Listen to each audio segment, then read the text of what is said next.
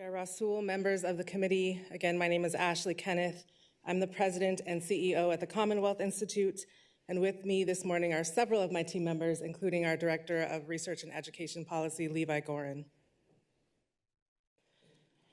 The Commonwealth Institute believes that we can and should have high-quality public schools in every community where children can thrive, no matter who they are or where they come from.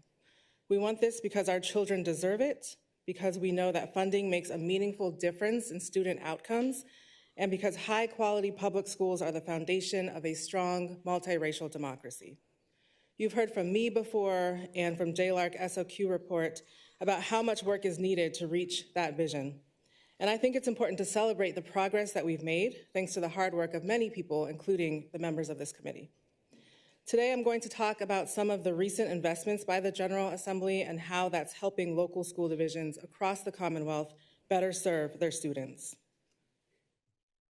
To understand where we are now and the findings of the JLARC report, we have to look back at the cuts that were made during the 2008 to 2010 Great Recession.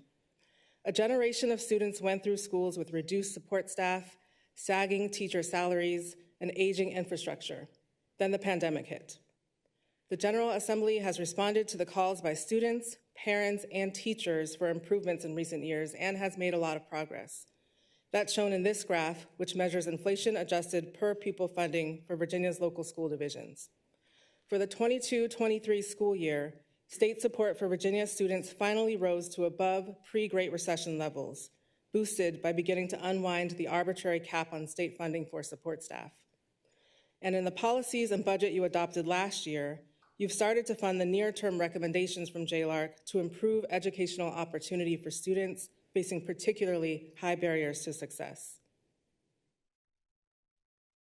As you can see on this slide, the largest investments you made last year were providing the state's share of 3% salary increases each year, which we hope will exceed inflation, backfilling expiring federal pandemic funding for childcare, and providing additional support for students in low-income communities and English language learners.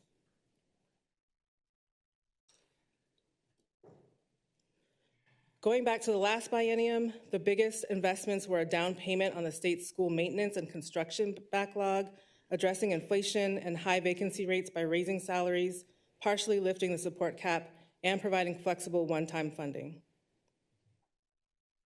So what does this mean for students in our local schools?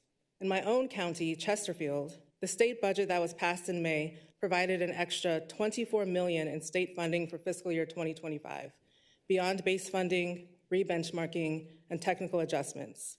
This helps pay for 4% salary increases, paid parental leave, bonuses for teachers in high-need schools, and annual substitutes.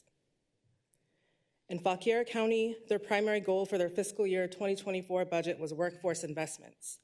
With the help of $3.2 million of the additional $3.5 million in state funding they received in fiscal year 24 compared to the prior year, they were able to provide a 5% salary increase. In Lynchburg, the initial budget for the current school year presented at a March 26, 2024 Joint City Schools Work Group included pretty significant reductions in staffing levels. With extra state funding from the approved state budget in May, they were able to keep 18 of those positions and also provide 3% pay increases. In Bristol, increased state funding helped avert a potential staffing crisis in a school district facing the expiration of federal funds. The district transformed from a March budget, planning for position eliminations and minimal raises, to a June budget that expanded student services and provided meaningful staff compensation.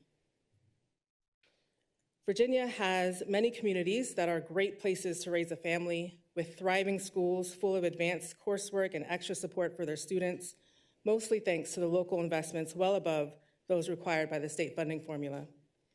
And at the same time, we need to acknowledge that there are some schools and communities that have been left behind, whether by neglect or design. We have work to do together, all of us, to build on the progress of the last few years and realize that vision of great public schools in every community. Thank you.